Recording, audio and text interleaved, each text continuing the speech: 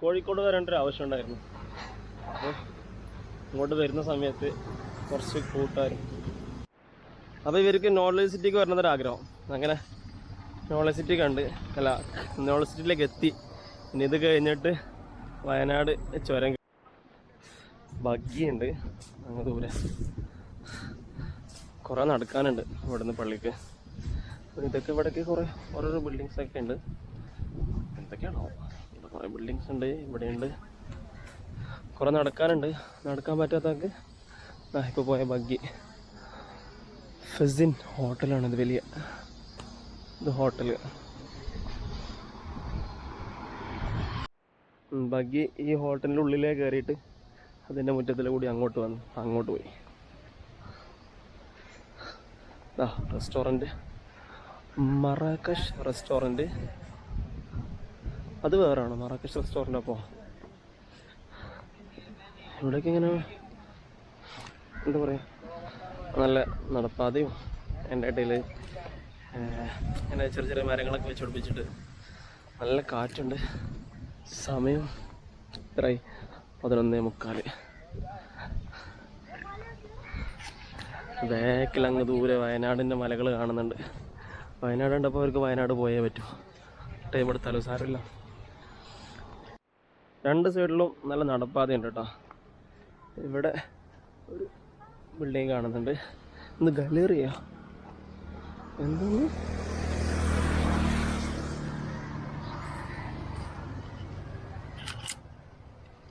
Convocation സെൻ്ററാണത്. നല്ല കാണാൻ നല്ല രസമുണ്ട് കോൺവെക്കേഷൻ സെൻറ്റർ.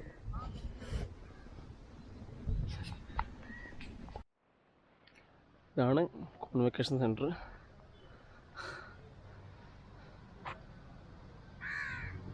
അങ്ങോട്ടൊന്നും കയറുന്നില്ല. നേരെ നിസ്കാരത്തിൻ്റെ സമയമാവാനായിട്ടുണ്ട്. അപ്പോൾ നിസ്കാര സമയത്താകുമ്പോഴേക്ക് ഇവിടെ പള്ളിയിൽ കയറണം.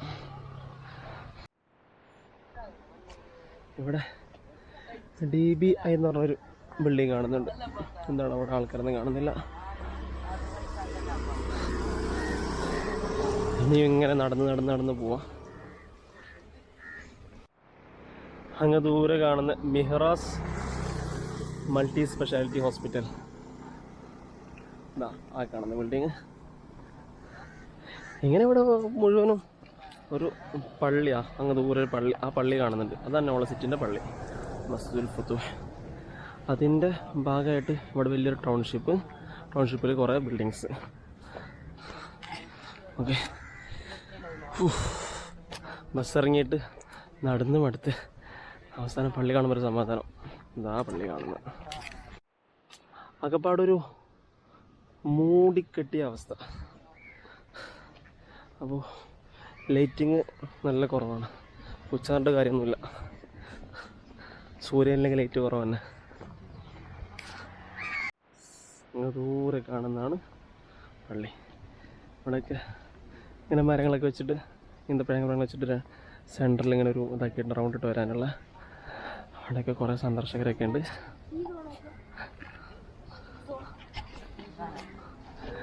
മർക്കസ് ലോ കോളേജിൻ്റെ ബസ് ഇനി ഇവിടെയുണ്ട്. ഇതിൻ്റെ ഉള്ളിൽ ലോ കോളേജ് ഉണ്ട്, ആരോഗ്യ ഹോസ്പിറ്റലുണ്ട്, ഫ്ലാറ്റുകളുണ്ട്, പിന്നെ സ്കൂളുകളുണ്ട്. ഇങ്ങനെ ഇതെന്തൊക്കെയോ ഉണ്ട് ഇതിൻ്റെ ചുറ്റുഭാഗത്തായിട്ട്. എന്താ അതിൻ്റെ ബാക്കിൽ ഉള്ളിൽ കാണുന്നതാണ് അവിടെ ഒരു സ്കൂള്.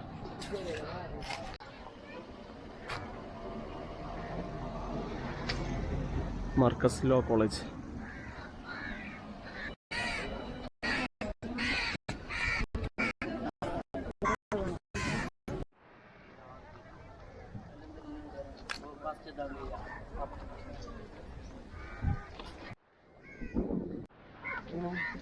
ഇതിനുള്ളത് കുതിര സവാരിയൊക്കെ ഉണ്ടല്ലോ.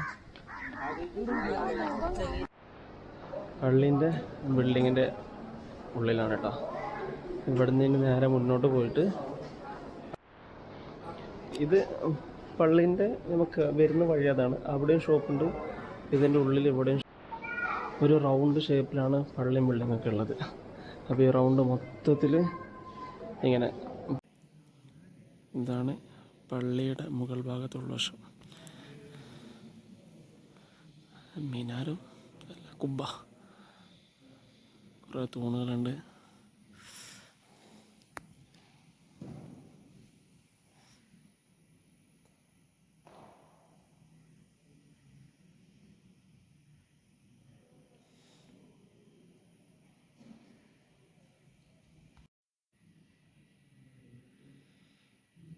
ഇതാണ് ഇവിടുത്തെ മെഹ്റാബ്. വെള്ളിയാഴ്ച ഖുത്ബ പോകുന്നത് ഇങ്ങനെ. ഇവിടെ അതിന് മുകളിൽ കയറിയിട്ട് അവിടെ നിന്ന് ഖുത്ബ.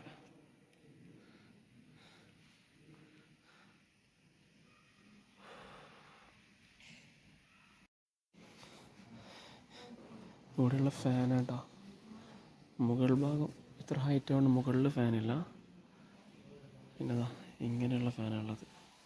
ഇത് ഏകദേശം എൻ്റെ ഹൈറ്റ്, എൻ്റെ കറക്റ്റ് ഹൈറ്റ്, എൻ്റെ ഇത്രയുണ്ട്. ഇത് ഇങ്ങനെ കാണുമ്പോൾ ചെറുതല്ല തോന്നുന്നത്.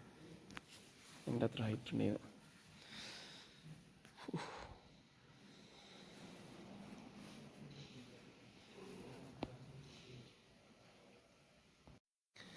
ഇതിൻ്റെ ഉള്ളിൽ നിന്ന് ക്യാമറയിൽ ഫോട്ടോ കൊണ്ട് എടുക്കരുതെന്ന് പറഞ്ഞു. പിന്നെ മൊബൈലിലാണ് എടുക്കുന്നുള്ളത്. അപ്പോൾ അത്രയ്ക്ക് ക്ലാരിറ്റി ഉണ്ടാവുള്ളൂ. പിന്നെ ഇങ്ങനെ ചുറ്റുവട്ടത്തും നമ്മൾ പുറത്തുനിന്ന് കാണുന്ന ആ ഒരു തൂണുകളൊക്കെ ഇവിടെ നിന്ന് ഇങ്ങനെ ഇറങ്ങി കിട്ടും.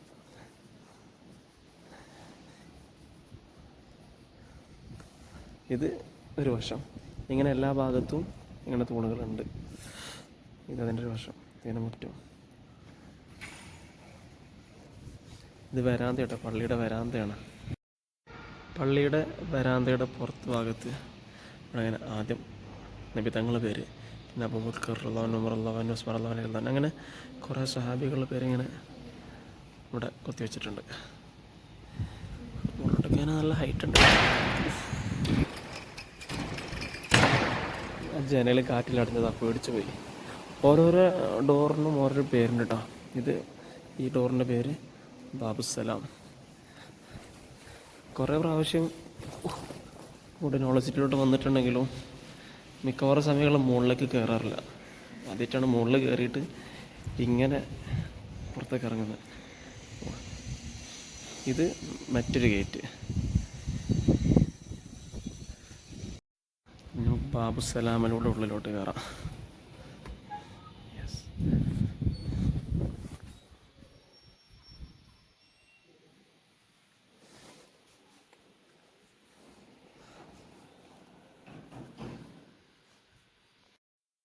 വെള്ളിയാഴ്ച ഖുത്ബ പോകുന്ന അതെന്നാണ് കരുതിയിരുന്നത്. ഇവിടെയും മറ്റേ സാധാരണ പ്രഭാഷണത്തിലുള്ളതായിരിക്കും. ഇവിടെ പ്രസംഗം ഇവിടെ വെച്ചിട്ട് അതിലെ ലോകം ഉണ്ടോ,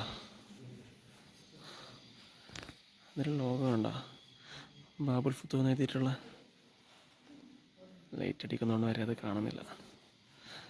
ഡിസൈൻ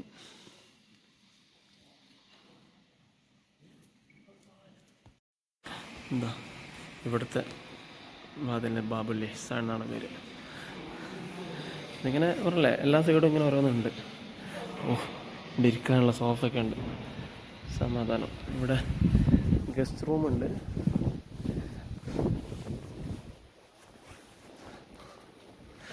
ഇത് മറ്റൊരു ഭാഗം. അതിൻ്റെ ബാക്കിൽ കണ്ട വയനാടൻ മലനിരകളാണ് കാണുന്നുള്ളത്.